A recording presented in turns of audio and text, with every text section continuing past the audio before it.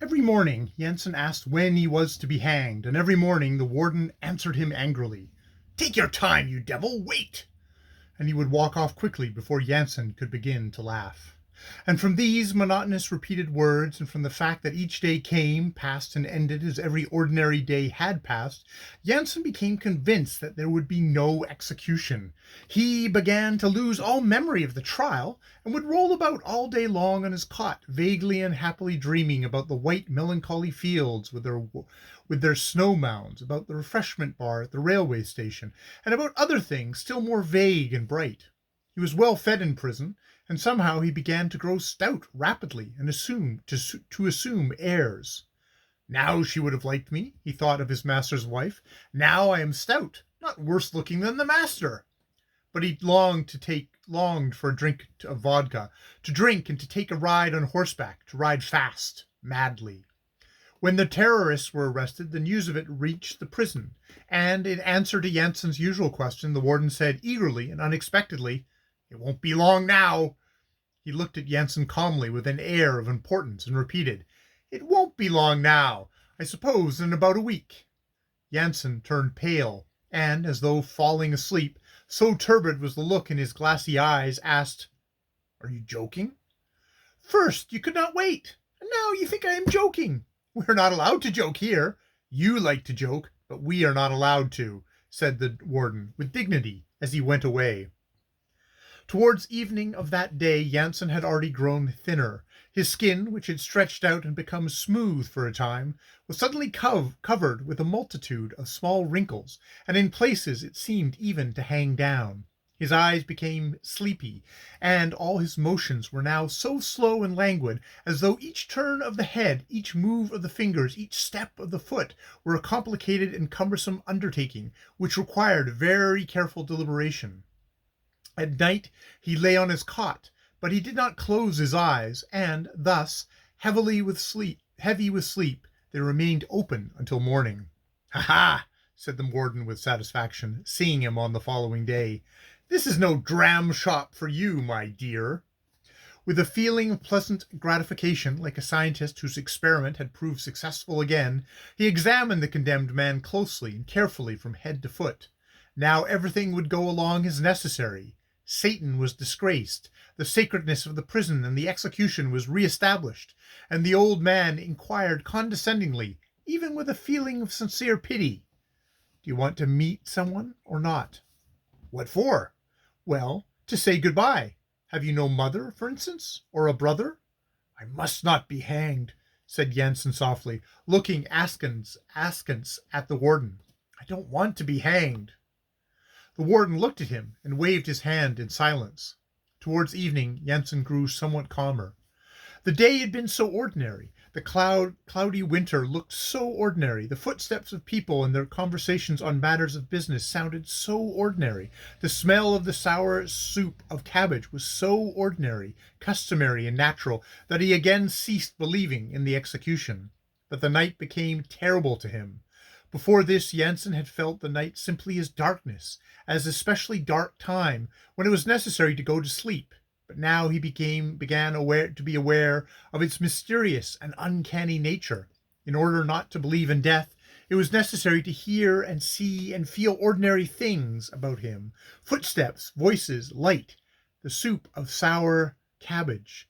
But in the dark everything was unnatural. The silence and the darkness were in themselves something like death. And the longer the night dragged, the more dreadful it became. With the ignorant innocence of a child or a savage, who believe everything possible, Jensen felt like crying to the sun. "Shine!" he begged. He implored that the sun should shine, but the night drew its long, dark hours remorselessly over the earth, and there was no power that could hasten its course. This impossibility, arising for the first time before the weak consciousness of Jensen, filled him with terror. Still, not daring to realize it clearly, he already felt the inevitability of approaching death, and felt himself making the first step upon the gallows with benumbed feet. Day quieted him, but night again filled him with fear, and so it was until one night when he realized fully that death was inevitable. that it would come in 3 days at dawn with the sunrise. He had never thought of what death was, and it had no image to him, but now he realized clearly, he saw, he felt that it had entered his cell and was looking for him, groping about with its hands, and to save himself he began to run wildly about the room.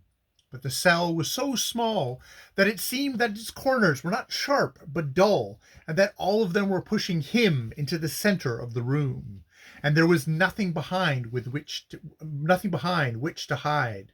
The door was locked, and it was dark. Several times he struck his body against the walls, making no sound, and once he struck against the door, it gave forth a dull, empty sound. He stumbled over something and fell upon his face, and then he felt that it was going to seize him, lying on his stomach, holding to the floor, hiding his face in the dark, dirty asphalt. Jansen howled in terror. He lay and he cried at the top of his voice until someone came. And when he was lifted from the floor and seated upon the cot, and cold water was poured over his head, he still did not dare open his tightly closed eyes. He opened one eye, and noticing someone's boot in one of the corners of the room, he commenced crying again. But the cold water began to produce its effect in bringing him to his senses. To help the effect, the warden on duty, the same old man, administered medicine to Jansen in the form of several blows upon the head. And this sensation of life returning to him really drove the fear of death away. Jansen opened his eyes, and then, his mind utterly confused, he slept soundly for the remainder of the night. He lay on his back with mouth open and snored loudly, and between his lashes, which were not tightly closed, his flat, dead eyes, which were upturned so that the pupils did not show, could be seen. Later, everything in the world, day and night, footsteps, voices, the soup of sour cabbage, produced in him a continuous terror, plunging him into a state of savage, uncomprehending astonishment. His weak mind was unable to combine these two things which so monstrously contradicted each other, the bright day, the odor and taste of cabbage, and the fact that 2 days later he must die. He did not think of anything. He did not even count the hours, but simply stood in mute stupefaction before this contradiction which tore his brain in two. And he became evenly pale, neither white nor redder in parts, and appeared to be calm. Only he ate nothing and ceased sleeping altogether. He sat all night long on a stool, his legs crossed under him in fright, or he walked about in his cell quietly, stealthily, and sleepily looking about him on all sides. His mouth was half open all the time, as though from incessant astonishment, and before taking the most ordinary thing into his hands, he would examine it stupidly for a long time, and would take it distrustfully. When he became thus, the wardens as well as the sentinel who watched him through the little window ceased paying further attention to him. This was the customary condition of prisoners, and reminded the warden of cattle being led to slaughter after a staggering blow. "Now he is stunned. Now he will feel nothing until his very death," said the warden, looking at him with experienced eyes. "Ivan, do you hear? Ivan!" "I must not be hanged," answered Jansen in a dull voice, and his lower jaw again drooped. "You should not have committed murder. You would not be hanged then," answered the chief warden, a young but very important-looking man with medals on his chest. "You committed murder, yet you do not want to be hanged? He wants to kill human beings without paying for it. Fool, fool," said another. "I don't want to be hanged," said Jansen. "Well, my friend, you may want it or not. That's your affair," replied the chief warden indifferently. "Instead of talking nonsense, you had better arrange your affairs. You still have something." "He has nothing. One shirt and a suit of clothes, and a fur cap. A sport." Thus time passed until Thursday, and on Thursday at midnight a number of people entered Jansen's cell, and one man with shoulder strap said, "Well, get ready. You must go." Jansen, moving slowly and drowsily as before, put on everything he had and tied his muddy red muffler about his neck. The man with the shoulder strap, smoking a cigarette, said to someone while watching Jansen dress, What a warm day this will be. Real spring. Janssen's small eyes were closing. He seemed to be falling asleep, and he moved so slowly and stiffly that the warden cried to him, "Hey there! Quicker! Have you fallen asleep?" Suddenly Janssen stopped. "I don't want to be hanged," said he. He was taken by the arms and led away, and began to stride obediently, raising his shoulders. Outside he found himself in the moist spring air, and beads of sweat stood under his little nose. Notwithstanding that it was night, it was thawing very strongly, and drops of water were dripping upon the stones. And, waiting while the soldiers, clanking their sabres and bending their heads, were stepping into the unlighted black carriage, Janssen lazily moved his finger under his moist nose and adjusted the badly tied muffler about his neck. That is end of chapter 3 of the Seven Were Hanged.